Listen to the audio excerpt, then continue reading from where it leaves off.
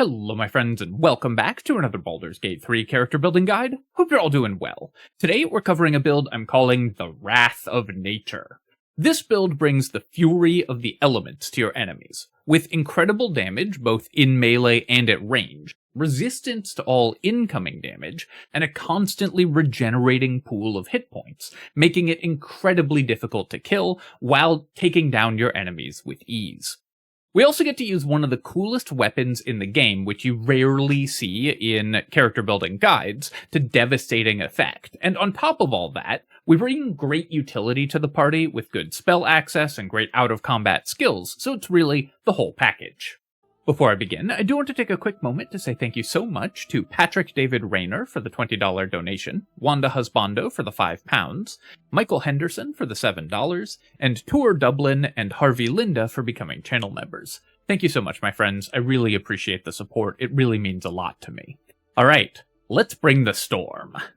I'm using Karlach as the example character here, because of course this is a Barbarian build, and she is the Barbarian of the party, and also this build likes to get up into the mix and trade blows with your enemies, very fitting for Karlach's fighting style. Also, her soul coin mechanic works extremely well for this build. We're making tons of attacks, so we'll get the extra damage from the soul coins many times per turn, maximizing the use of her unique mechanic. This build, I think, is also very flavorful for Jaheira. This is a sword-wielding Druid build, which fits Jaheira's backstory perfectly, so I think it makes perfect sense for a Jaheira build as well. A bit more of a flavor stretch, but very powerful mechanically, is using this build for Astarion. His unique bonus to attack rolls and extra damage, depending on his story events in the late game, of course are very powerful for any martial character, but especially for one that makes as many attacks as this one. If you're building this as a custom character, what race you pick mostly doesn't matter. We get all of our proficiencies and everything from our class levels, but Wood Elf or Half Wood Elf will be incredible for the build. The extra movement speed will give you a move speed of 55 feet per round, which is almost double a normal character, so you'll just be able to tear across the battlefield. Halfling or Gnome are also really good. This character does tons of attacks and rolls lots of dice, so Halfling's ability to reroll ones both in and out of combat will be excellent for us. And Gnome's advantage on mental saving throws can remove basically the only downside of playing this character. Will be effectively immune to damage, so the only thing that we're worried about is stuns and disabling crowd control effects, which Gnome has advantage on the saves against the most dangerous versions of those. So those are the races that I would recommend from a mechanical perspective, but of course you can pick anything that you want for flavor. At first level, we're going to be starting with Barbarian. We want to get our Barbarian abilities online as soon as possible to increase our damage reduction and get extra attack to increase our damage output. And also this has the side benefit of giving us Constitution save proficiency, when taking Barbarian at first level. Although spellcasting is not going to be our primary strategy for this character, which is mostly a melee character, we do get great spell access, and there might be encounters where you want to concentrate on a spell instead of raging, so having con save proficiency alongside great constitution and high hit points and everything will make it so that you will be able to maintain concentration on that spell much more easily. Alongside that, we also, of course, get Barbarian Rage, increasing our damage, and Unarmored Defense. Unarmored Defense is mostly something that Barbarians will ignore, because you typically want to just wear medium armor anyways. Medium armor will give you higher armor class and better abilities than Unarmored Defense combined with going unarmored. But for this character, there are specific items that are really good for us when unarmored. So Unarmored Defense is actually not a blank ability for us. There's some gear setups where we're going to make maximum use of this ability, which I'll talk about when we get to the item sections. For our attribute selection, this character is going to take a somewhat unusual Barbarian attribute split because we're building this as a dexterity-based character rather than a strength-based one. We're going to use weapons with the finesse property, like short swords or daggers, in order to dual wield and attack with our dexterity. So we're going to start with 17 starting dexterity in order to maximize that effect. This gives us two advantages. One, we're going to be adding damage to every one of our attacks, so we want to make as many attacks as possible. Finesse weapons let us dual wield without having to take the dual wielder feat. Secondly, it gives us great ranged damage options. If you're a dexterity-based character, you can use a bow, and this character will add damage to every attack with their bow. It also lets you maintain rage, which you need to attack every turn for, even if there isn't an enemy in reach. So being a dexterity-based character makes this character's attribute requirements a lot easier, and then also gives us a bunch of advantages in terms of our damage output. In addition to our 17 starting dexterity, we get to take the greediest possible attribute split in the game, with 16 constitution making us extremely tanky as a barbarian, and 15 starting wisdom. You can also do 12 strength if you want higher jump distance and carry weight. You don't need to do the greediest attribute split, but this gives us the 3 highest possible starting attributes. We can even out these odd numbers later with an ability score improvement, and gets us the maximum in all of our relevant stats, making our wisdom saves really good, and also if we do want to cast druid spells, we're not bad at it, and then also giving us high dexterity and constitution, so we have great armor class and great damage output. For our skill selection here, there aren't a lot of relevant choices if you're playing Karlach, but if you're playing a custom character, you may want to select a background that gives you Sleight of Hand as a skill. Having Sleight of Hand is great for this character because we're dexterity based, so we can just be the main lockpicker and trap finder for the party. And in addition to that, we always get to have perception, so we can both find the traps and disarm them. And we'll have guidance as a spell known, so we'll be totally self-sufficient in terms of doing out-of-combat skill checks. So I recommend perception, and if you're playing this as a custom character, take a background like Urchin or Charlatan that gives you Sleight of Hand. In addition to that, I just like taking Intimidation on every Barbarian. Even with 8 Charisma, having Intimidation proficiency and Guidance is often enough, alongside Karlach's Thaumaturgy, if you're playing Karlach, is often enough to just pass Intimidate checks, because Barbarians get a bunch of unique dialogues where they have Intimidate rolls that have very low save DCs, so you should be very good at passing those, and the character can yell their way through conversations, if you want to go that route. Other than that, the main thing here is just to make sure you take perception. No other important decisions to make at level 1, so let's move on to level 2. At character level 2, we're taking our second level of Barbarian, which of course gets us Reckless Attack. Now obviously this is a very strong ability always, but especially so for this character, because enemies are more likely to target you if they have advantage on the attacks, and this character is incredibly tanky, so we want that to happen. With damage resistance, damage reduction, and a regenerating pool of temporary hit points to tank damage, enemies targeting us is basically the best case scenario for this character, so use Reckless Attack early and use it often. You will often want to manually Reckless Attack, even if you're going to hit your attack, in order to direct enemy aggro towards this character. At character level 3, we're taking our third level of Barbarian, and we get to choose our Barbarian subclass. For our subclass, we're going to be taking Wildheart Barbarian, which gets us a Bestial Heart selection, and for our Bestial Heart selection, we're going to take Bearheart. Bearheart Barbarian gives us resistance to all damage while raging, except for psychic damage, which not only makes us extremely tanky alongside our great hit point pool, it also will help protect our symbiotic entity hit points, making sure that those last longer, and as we can continuously refill them, we will be able to keep symbiotic entity up without spending wild shape charges, basically permanently, getting the extra damage and making this character incredibly difficult to kill. Now, if you don't want to lean as much into the tanking aspects of the character, you can take any other of the Wildheart aspects. Bearheart, I think, is the best, because it just makes this character extremely tough.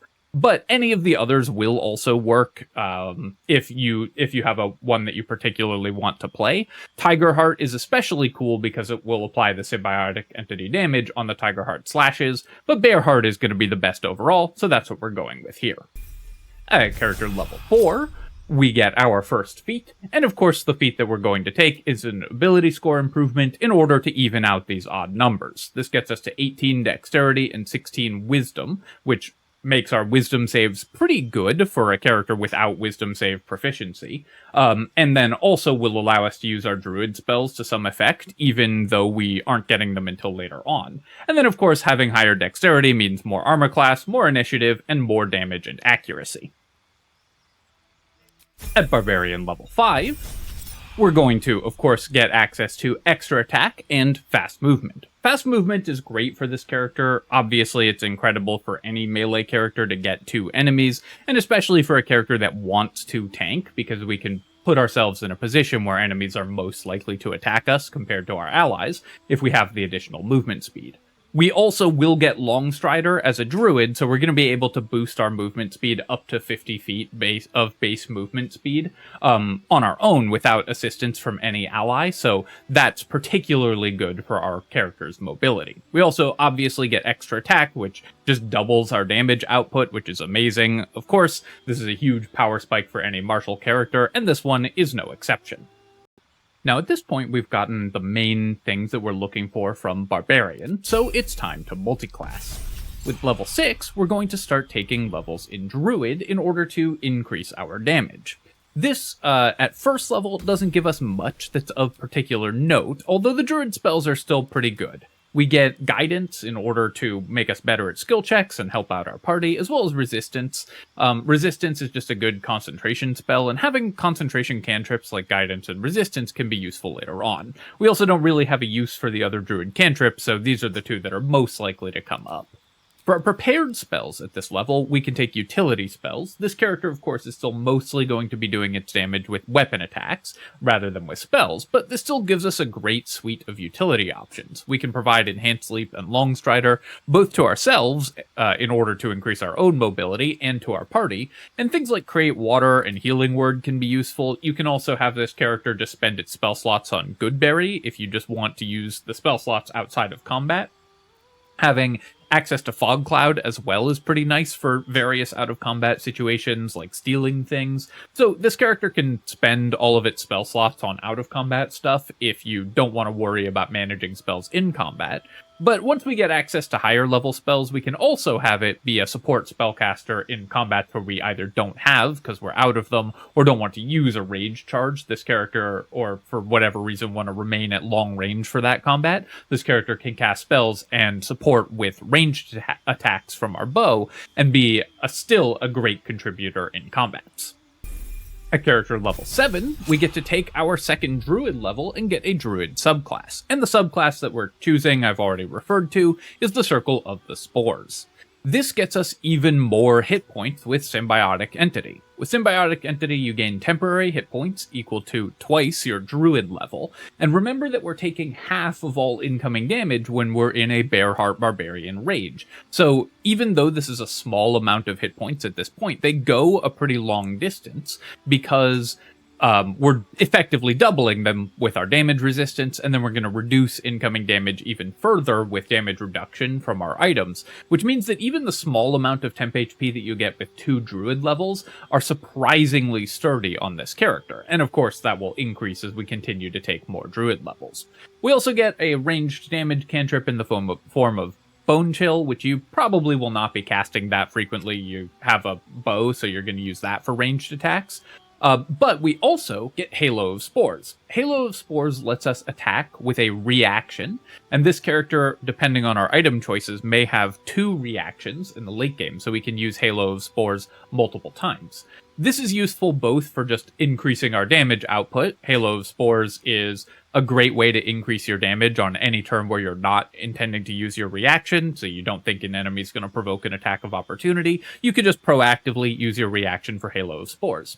It also lets us be even tankier thanks to a cute trick that you can do with this spell, where you drop a healing potion at your feet, which is a free action, so takes no action at all, and then break it using the Halo of Spores, which will heal the character and anybody else who happens to be standing very close to them in range of the healing potion as well. This lets us use our reaction proactively to heal, so if enemies do break through our temporary hit point shield and do damage to the actual character, we have a way to heal that costs us almost nothing to use, so that's a great trick in order to keep the character alive for even longer. But of course, the problem with Symbiotic Entity temporary hit points is that they go away, which is where our 6th level of Barbarian comes into play. Barbarian level 6, as a Wildheart Barbarian, gets us an animal aspect, and the animal aspect that we're going to pick is the aspect of the Stallion. This allows us to gain temporary hit points equal to twice our Barbarian level, so at this level 12, every time we dash.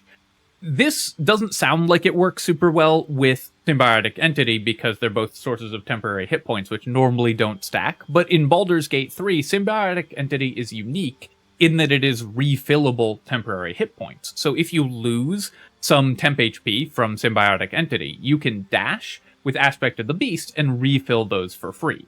This isn't infinite because Aspect of the Beast Stallion can only be used once until you lose all your temp HP per long rest.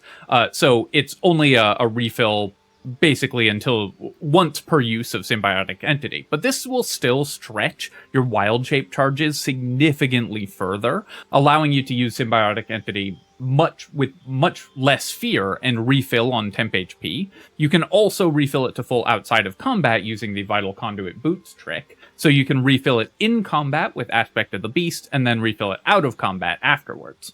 You can also use this to gain constant temp HP in combat, though since it costs your action, you usually won't want to do that unless you're saving your Symbiotic Entity hit points. Another great thing about being a dual-wielding character is that we can use the dash here for the refill on our Symbiotic Entity, and then still make an attack with a bonus action, either with our offhand or with the bonus action attack from the Duelist Prerogative. So we can still use this ability without costing us our only attack for the turn.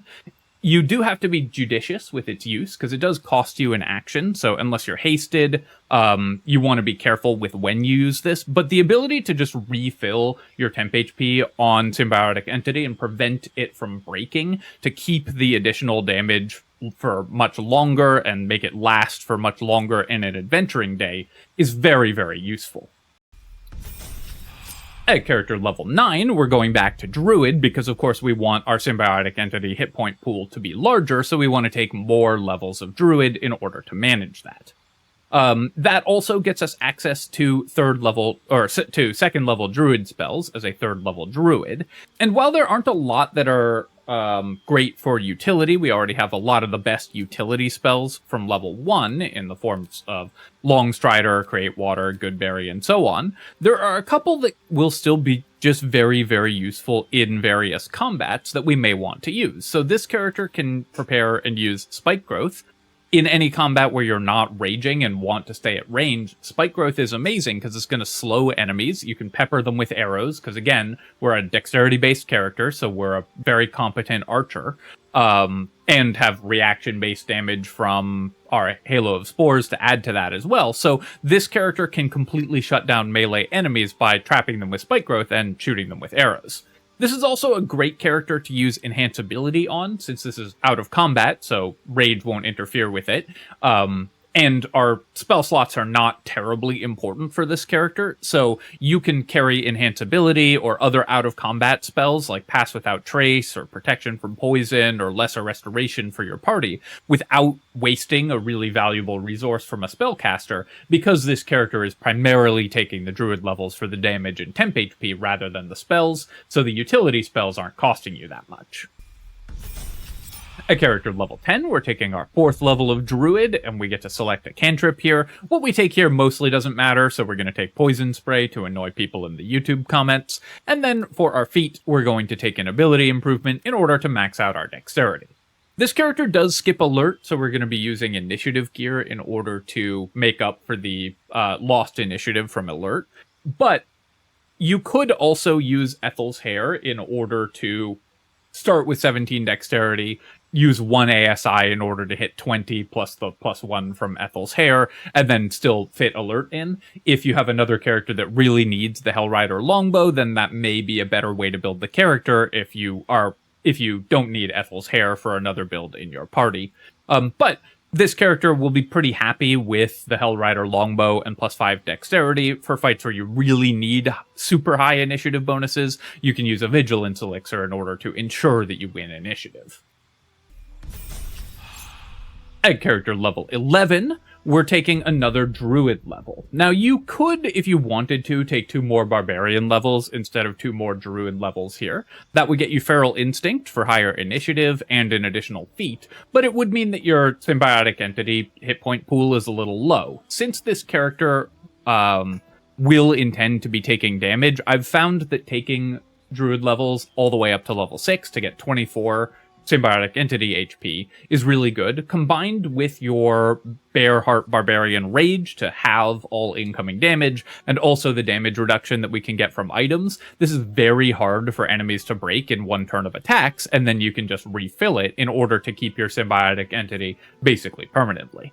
This also gets us level 3 spells, and again, there are some spells that this character can use as powerful combat options. Mostly Sleet Storm is a good one. And Plant Growth doesn't require you to concentrate on it at all, so you can cast Plant Growth and then enter a rage on the same turn if you want, in order to slow enemies down. So you're almost certainly going to be using Plant Growth pretty frequently.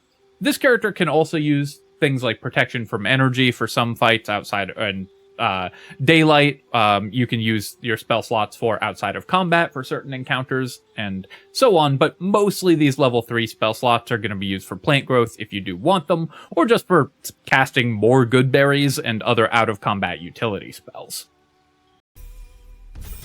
Finally, at character level 12, we get our 6th level of Druid, which gets us a couple things. It increases our Halo of Spores damage, or reaction-based damage from Symbiotic Entity, to a d6, or 2d6 if you have Symbiotic Entity up, which is actually pretty relevant damage, even though it won't land that reliably with only a +3 to our Wisdom. It is still useful, and it's basically free on turns where you weren't planning to use your reaction. We also get extra 4 hit points on Symbiotic Entity from taking a Druid level, and we get zombies.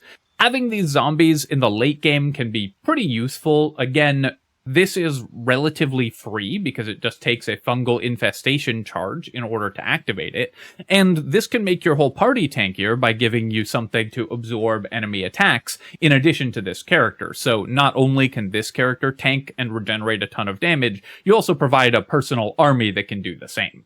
We also have Animate Dead, a good from Spore Druid, a good thing to spend your spell slots on for even more zombies.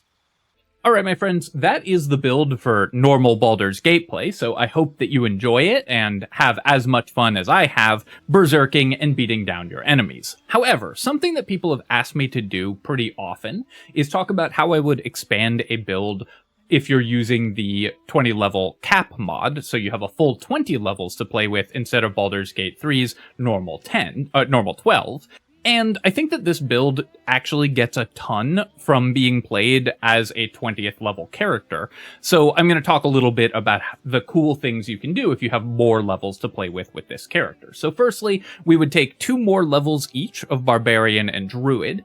That gets us 4th level Druid spells, which will get us the summon, the 4th level Druid summon, the Dryad summon, summon Woodland Ally, I was blanking on the name of the spell there, as well as Feral Instinct for additional initiative, and 2 more feats. So you can increase your initiative, you can boost your stats, you can get cool feats like Sentinel, or Mobile, things like that are really nice for characters like this that want to go into combat and tank damage. You could even take Tough in order to increase your hit points. In addition to that, which brings us to 16 levels, you can also take 4 levels of Thief Rogue. That gets you an extra bonus action, which is really powerful for this character, because a bonus action is just 1 more attack for us, lets us rage and attack in the same turn. And it also lets us dash as a bonus action, so we can use our Stallion Barbarian aspect as a bonus action in order to gain temporary hit points. Since we'll have 8 levels of Barbarian, that'll be 16 temporary hit points as a bonus action every time we dash as a Thief Rogue. So that's a very powerful tool for this build if you are playing with the 20 level mod in order to get those 8 extra levels. Let me know if this is something that you're interested in seeing more of in future build guides. This build, I think, is uniquely suited to it because it benefits so much from being taken up to level 20. But if this is something a lot of people want to see more of, I'm open to including a section on this in future build guides as well. All right, that's the build, but of course we can improve it even further talking about items, so let's get to those. For items for this character, we're looking for 2 things: ways to increase our offense and ways to increase our defense. Let's start with our weapons. So firstly, in the early game, this character is going to be dual wielding any 2 light finesse weapons, so any weapons with these property. This is going to last you up until the late game because you're going to be making multiple attacks every turn with these light finesse weapons. The best one in Act 1 is the Knife of the Undermountain King, and then you can pair that with any other weapon, like a +1 short sword is usually what you're going to end up with, in order to get you through Act 1. In later acts, you can add in other possible dual-wielding combinations. One of the best items, of course, is Rhapsody, which can give you a bonus to attack rolls and damage. This bonus to attack rolls and damage applies to everything that you do, so while it's not the best character for Rhapsody, because we don't really make use of the spell save DC, it's such a powerful item, and it's a light finesse weapon, we can definitely make use of it. Another fun option is the Cold Snap Dagger, which is offhand only, gives you extra armor class, and when enemies miss you, which they may do pretty frequently, they have to make a saving throw or become chilled. A chilled enemy becomes vulnerable to cold damage, and so if you have a cold damage themed party, then the Cold Snap Dagger can give lots of vulnerability to enemies pretty consistently when they miss you with attacks, because this character has pretty high armor class overall. Of course, there's the classic dual-wielding combination of the Crimson Mischief and the Blade of the First Blood, or rather the Bloodthirst Dagger. It's called Blade of the First Blood in the game files, which is why it shows up like that here, because I cheated it into this save file. But the Crimson Mischief and the Bloodthirst Dagger, of course, are the endgame dual-wielding combination. In general, you're going to want to use the Bloodthirst in the main hand to give vulnerability to piercing damage, and Crimson Mischief in the offhand, because the piercing damage vulnerability will be incredibly powerful, especially given the sheer number of attacks that we get to make with this character. We don't care that much about the retaliation on this character, although you could do them swapped, but usually if you're using this combo, then Bloodthirst goes in the main hand and Crimson Mischief goes in the offhand. However, the weapon that I like the most for this character is one that you don't get to see that often, and that's the Duelist Prerogative. The Duelist Prerogative gives you increased chance to critical hit, which we're rolling lots of damage dice because we're adding a d6 for every symbiotic entity, we're adding extra damage for Karlach's soul coins if we're playing Karlach. The Prerogative itself has a d4 of necrotic damage as well, so those extra damage dice will be multiplied very frequently when we critically hit. And it gives us the Dueler's Enthusiasm weapon action, allowing us to attack with a bonus action as well. The bonus action attack is really nice, because that's why we were dual wielding in the first place, so this basically lets us attack twice with our main hand, and then once with our offhand with only one weapon equipped. And the Duelist Prerogative also gives us an extra reaction every turn. An extra reaction every turn is both useful for extra opportunity attacks, but also lets us make use of Halo of Spores multiple times per turn, so we can damage enemies with it, we can use it to break healing potions and stuff multiple times per turn, because we have extra reactions to make use of this. So the Dueler's Prerogative lets us use one of our cooler and more versatile abilities multiple times per round. Also, of course, worth mentioning, although Halo of Spores is a ranged attack that you get from a spellcasting class, it's not actually a spell, so you can use it while raging just fine, and the Duelist Prerogative lets us do that more than once. In addition to our weapon, of course, we're also going to need armor. You can either use one of the medium armor sets that has uncapped dexterity bonus, like the Armor of Agility here, which gives us a base AC of 21. The Bone Spike Boots also give 1, so it's 21 base AC, and of course also gives us a bonus to our saving throws. Or we can use an unarmored set like the Bone Spike Garb. Bone Spike Garb is really nice for this character for a couple reasons. The first is that we want to get attacked pretty frequently, and it has retaliation damage. Secondly, it reduces all incoming damage by 2, which multiplies incredibly well with our Bearheart Rage, causing us to take very, very low damage, because the damage is first reduced by 50% and then reduced by 2, so you effectively double the impact of this damage reduction by having damage resistance as well. It also gives us temp HP whenever we rage, which again, because of how Symbiotic Entity works, you can refill Symbiotic Entity HP using the Bone Spike Garb as well. That won't come up that often because it's not that likely that you'll start a fight missing Symbiotic Entity hit points, but when it does, the Bone Spike Garb is nice for that. In order to make best use of the Bone Spike Garb, the amulet that you're going to want is the Amulet of Greater Health. This lets us have 23 Constitution, which gives us 22 base armor class, alongside also 21 base armor class, same as we would get from the Armor of Agility, or 22 if we improve it with the Bone Spike Boots.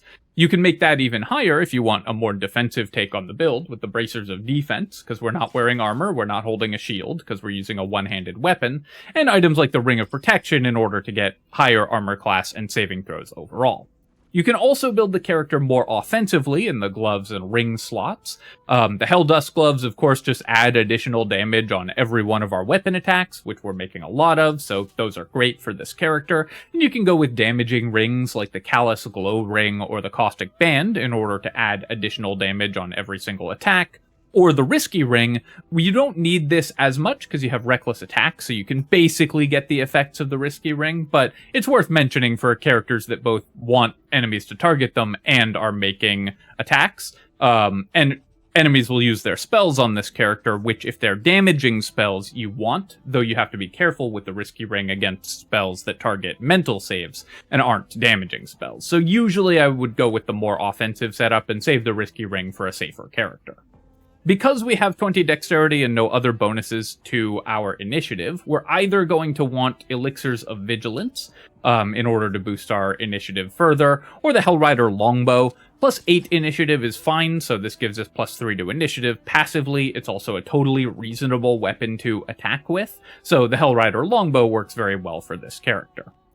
For our helmet slot, there are 2 main helmets that are excellent for this character. The Mask of Soul Perception gives us bonuses to attack rolls and initiative, which of course makes this character really, really good at hitting, combined with our permanent advantage on attacks from having Reckless Attack. The Mask of Soul Perceptions +2 means we'll almost never miss, and the +2 to initiative brings us up to a nice cozy +10, which is perfect for honor mode, and means that we'll go before all but the fastest enemies. The alternative to this is the Helmet of Grit. This character does really well with bonus actions. Since we're a dual-wielding character, they give us an extra offhand attack. Although note that the Duelist Prerogative can't be used multiple times, because this is on a per-turn cooldown, so you would need another bonus action. But obviously, raging and making an offhand attack in the same turn normally you can't do. With the extra bonus action from the Helmet of Grit, you can do that. Finally, for our boots, the Bone Spike boots are great. They give you extra armor class and saving throws while unarmored, which this character wants to be, and it's kind of fun that we get to play an unarmored barbarian and have it actually be good, because usually that's a strategy that is just secondary to armored barbarians. Another really important set of boots to mention, although obviously you can't wear these if you're going for unarmored defense because they're medium armor, is the Vital Conduit boots. This lets us refill our symbiotic entity hit points outside of combat anytime we want by casting any concentration cantrip. Since we have resistance and guidance, we can cast those and gain +8 symbiotic entity hit points. Since dashing with Stallion aspect will not work a second time until you've lost all of your temporary hit points, this is a great way to top off outside of combat with the Vital Conduit boots, so you can keep these on this character to refill outside of combat, and then swap back to the Bone Spike boots for combat if you feel like doing the micro. Finally, important to mention for this character, potions of healing, especially high-level potions of healing, are very powerful because we can drop them and then immediately break them using our reaction with Halo of Spores to gain a self-heal without spending any of our actions that we're normally going to use on our turn. And soul coins, of course, if you're Karlach, increase your damage enormously. Also, for our cloak, the Flesh Melter cloak or the Cinder Moth cloak are really fun for this character. We're going to get attacked a lot, so the retaliation damage are really good. You can also go with a normally powerful cloak like the Cloak of Protection, which obviously is great for this character's defensive capabilities as well. But since we're going to get hit so much and we're so good at tanking incoming damage, one of the retaliation cloaks can be a really nice use. Can be really great to use on this character, especially because they probably won't see that much use for the rest of your party. Alright, my friends, I hope that you have enjoyed this look at the Wrath of Nature, and I hope that you have fun just beating down your enemies while laughing at their attempts to hurt you in return. As always, of course, if you've enjoyed the video, feel free to leave a comment and hit like. Helps me out a ton with the algorithm, so I appreciate you taking the time to do that. And of course, you can subscribe to my channel for more Baldur's Gate 3 build guides and other strategy game analysis. Cheers, my friends. I'll catch you next time.